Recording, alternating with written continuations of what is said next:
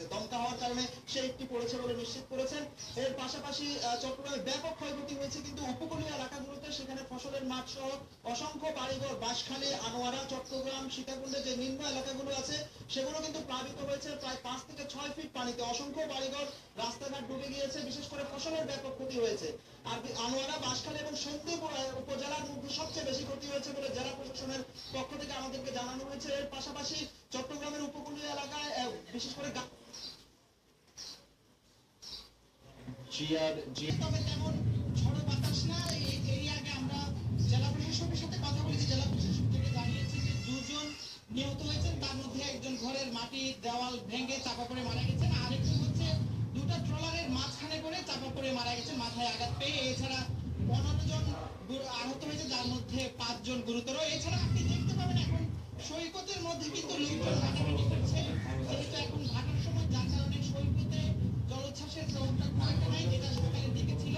এবং আমাদেরকে আবহাওয়া অফিস এবং পানি সম্পদ অফিস থেকে জানানো হয়েছে প্রায় 5 থেকে 7 ফিট পর্যন্ত উঁচু হয়েছে ঢেউগুলো। তবে এখন পরিবর্তনের কারণে বাতাসের কিছুটা প্রকোপ আছে, থেমে থেমে বৃষ্টি হচ্ছে। এছাড়া এখানকার যে লবণের যে চাষ হয় সেই লবণের উড়িষ্যায় শুক্রবার দিনভর ভারী বৃষ্টিতে ব্যাহত হচ্ছে জনজীবন। রাস্তাঘাটের পাশাপাশি ঘরবাড়িতে পানি ওঠায় দেখা দিয়েছে দুর্ভোগ। রাত থেকেই মুষলধারে বৃষ্টি হচ্ছে, সকালে আমার ঘরেও পানি উঠে যায়। সব জায়গা পানিতে থই থই করছে, কেউ কাজে যেতে পারছে না, সব দোকানপাটও বন্ধ। মোয়ামুল ভারতের মূল ভূখণ্ডে আঘাত না হানলেও উপকূল থেকে বয়ে যাওয়ায় ঘূর্ণিঝড়টির প্রভাবে রোববার পশ্চিমবঙ্গ ও এর আশপাশে ভারী বর্ষণ অব্যাহত থাকার আভাস দিয়েছে আবহাওয়া দপ্তর।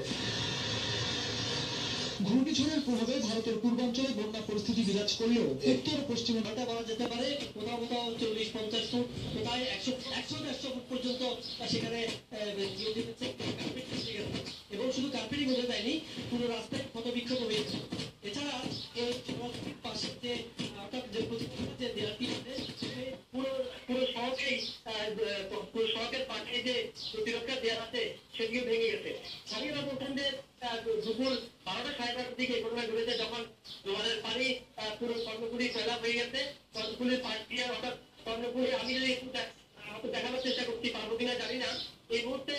জাহিদকে বলবো একটু কর্ণফুলী নদীর দিকে সামান্য একটু ক্যামেরাটা যদি একটু ঘুরায়। পানি এখন আপনি দেখতে